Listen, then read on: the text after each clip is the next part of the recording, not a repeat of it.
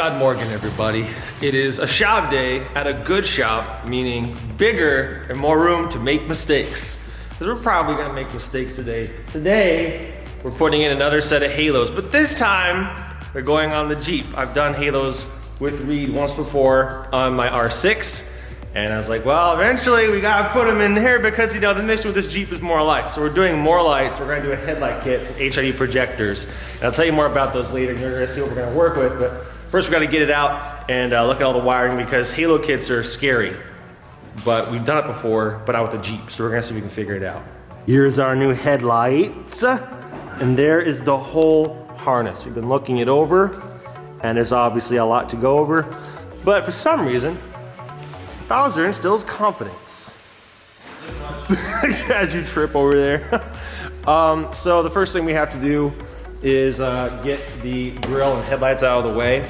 And with mine, unfortunately, we might have to move the bumper because this bumper and winch kind of holds the grill up to the headlights, but we'll see. We have to get this off first, obviously, and then we'll start putting the harness together and trying to run it through.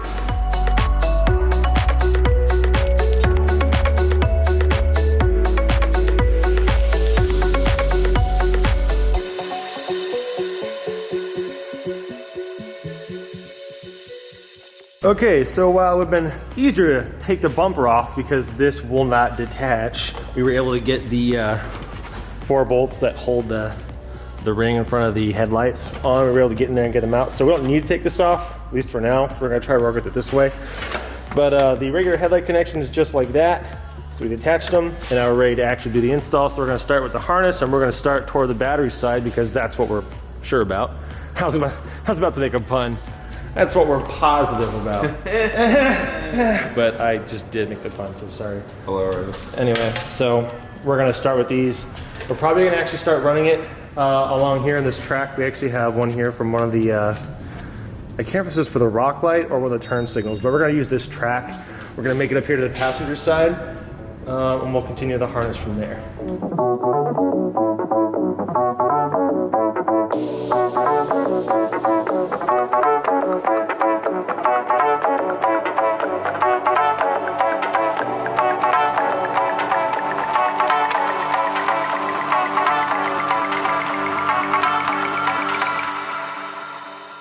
Harness is coming along. We have left the positive undone because we don't want to power anything yet. But we have made a couple ground connections. One ground connection was with the original part of this harness.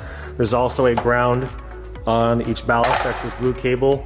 That was obvious enough, illustrated well enough through the very simple, but I suppose in the end, useful diagram explaining to us some things. But anyway, so we've gotten first bulb resting in there. It's completely connected with the exception of these RGB cables. Now these are most likely gonna go to the RGB control box. Unfortunately, none of these are labeled like they're supposed to be. And we'll come to this later and I'll explain the difference, but we gotta go through with our one connection we've made all the way through to the next set, which looks just like before. So this should be just like that side.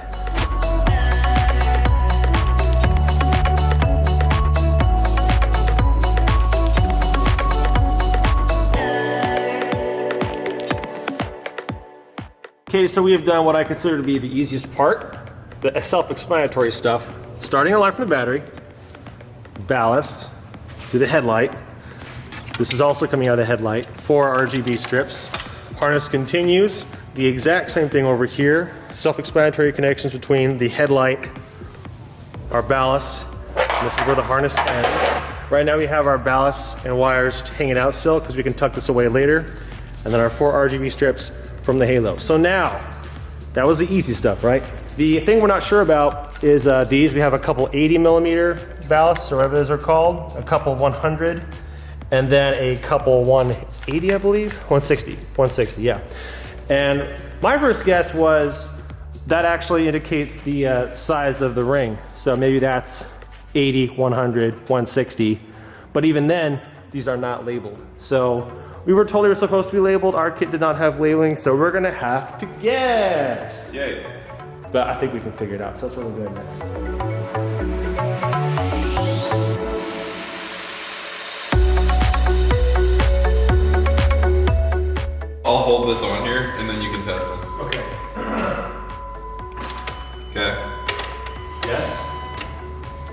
Yep. Okay, so that's low beam. Okay. With my floods. Okay. So there we go. I'm gonna do high beam now. Do they change? Yeah, they do. Yep. So there's high beam, right? Yep. And that's low beam and fog lights. Sweet. Sweet, okay. As I mentioned, ours are not labeled. So we have no way of knowing which one they're supposed to connect to. And the instructions do say that you're supposed to connect them correctly because they have different amounts of voltage and you could blow or damage the headlights. So that's good news. Unfortunately, we're in a situation where we have no choice but to test it. So Reed's idea here was to only connect the weakest one, the 80 millimeter, and we're gonna just run one, kind of like a trial, do just the one and try the connections. And because that way, if the voltage is really high, it won't be enough to blow. Because there's 3 different lengths to these cables coming out of the bulb. We have the short, medium, and long right here, you can kind of see.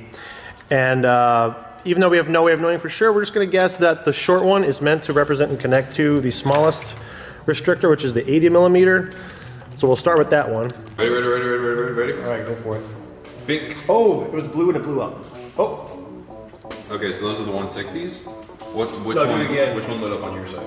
Well, I'm trying, I think they're all lighting it. Yeah, it's the outside. Just the big one? Mm-hmm. Okay, Just so the big ones. Okay, so maybe our theory's backwards. I'm hoping for these. We're hoping for the smallest. There's still is, yeah, we're hoping for the smallest one. Okay, go for it. Oh, that looked like the middle one. This is the middle one. Let's do that middle one. Now let's do the middle verify. one. Yep. Yeah. Okay, go for it. Yep. Yep. Okay. Does that make sense? No. You're gonna ask me, I'm gonna say no, but you answered your own question. Let's verify together. The smallest one is the big one. Yes. The middle one is the 80 mil. And then the longest cable is actually the middle cable. Yes. Okay. We actually know where everything is supposed to go. It's just a matter of plugging it in and tucking it away at this point. Woo!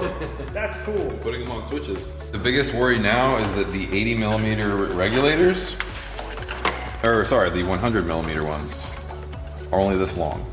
Yeah. And all of the other ones are this long. Yeah. So we can put them wherever we want. I don't know how these are even gonna reach both sides of the Reed. Reed is going to make an extension because the 100 millimeter power restrictors, like this one, this has to come over there and it can't reach from where the this Bluetooth module has to set to fit the switch. It doesn't reach. It's short by like a couple feet or something, so he's gonna extend one of them. So while he's doing that, that's what this, I'm just gonna try neatening stuff up. These are restrictors? Regulators. Regulators, this is a fancy word for these. So there's 6 of these, for each RGB cord. 3 go to the left, the 80 millimeter, 100 millimeter, 160. We got our 3 going over here so we can start connecting those. We got our 3 over here for the other halo, and we did all that after we found out where we were gonna store the Bluetooth module and all of its extra bundles, because there's a lot. You can't even see them down there. But we're gonna put them underneath the S-Pod. The S-Pod normally belongs right here. So we're gonna put them underneath because there's so much space. We did that, got this. We're gonna tuck this away too. This just makes it a lot easier to put them together. Anyway, that's our update.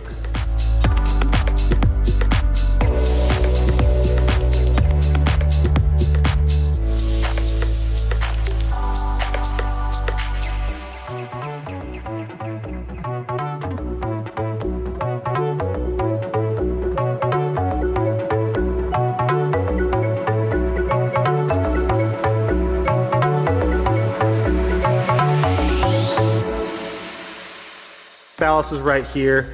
Part of the harness is here. I'm gonna actually neaten these up with double-sided tape later. But I'm okay with that. Couple runs. This is the original harness here. This is the RGB set from the RGB boxes, the Bluetooth boxes back. But still tucked pretty well. And then getting everything to fit in this area was pretty tough, especially with my horn there, but it's in there. And this ballast fits here very well.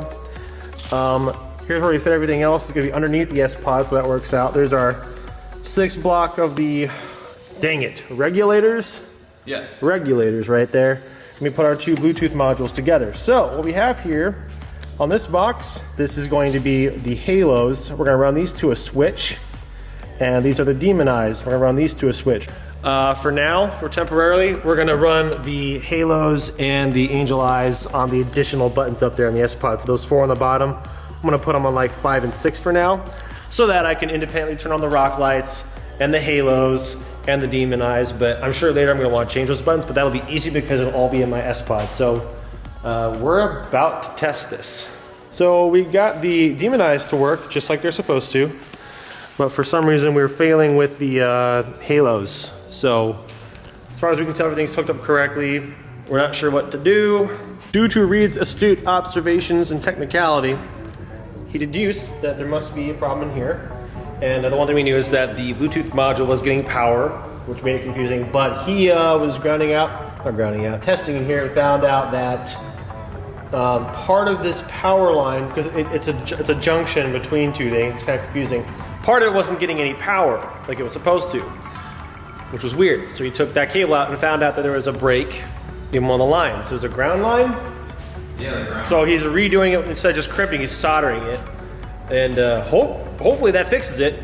Not trying to get my hopes up, but we found an explanation for the problem, because it is a problem. Yep.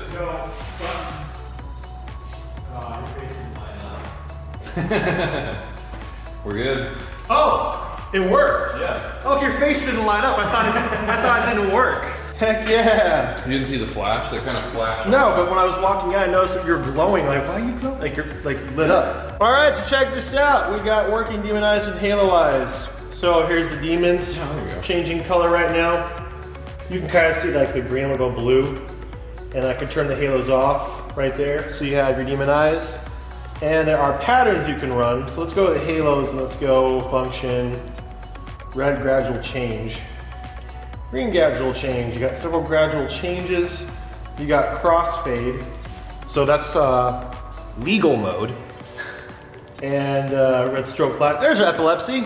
It does come with epilepsy mode. It's in there. White strobe flash. And this is the halos only. And of course, this is 7 color jumping cycle. You can change the speed of that. There also are options for it to match up to your music for some reason if you want to be ostentatious. You can have it go off to your music as well, which I'm not going to do. All I'm going to have is steady on red, but you can adjust these however you like. Those switches actually turn on the Bluetooth modules. So I have an app that's used for these halos, and it recognized the 2 different systems, and I've labeled them and named them halos and demonize. And it saves the settings I've put in. So I have just steady red, and so if I hit the switch, it turns on red inside. So sweet! Look at that! Come over here and give me a high five. Oh, we finally did it right. Yeah. Only took a lot of hours. It took many hours. It took us 7 hours. Not bad. Well, everybody, those are the HID projectors from HIDprojectors.com. I am thrilled. I've wanted this for such a long time, and I love them. As you saw, they're front, center, and rear halos, and demonize, high and low beam. It has everything in them. They're made in the USA. They're 18 times brighter than the stock headlights, and they're very customizable. You can actually order these in different colors with different colored shrouds. You can have custom etching. And they make these for lots of different kinds of vehicles and different budget types. So if you don't want something this fancy, you can get something different. But if you want something like this for your car, check out HDProjectors.com. They gave me a coupon code, so if you want 10% off your order, you can use the code WALTRIFFIC10. I hope you guys enjoyed this video. I'm gonna go out into the night and look at it some more. Thanks a lot. I'll see you in the next mod video.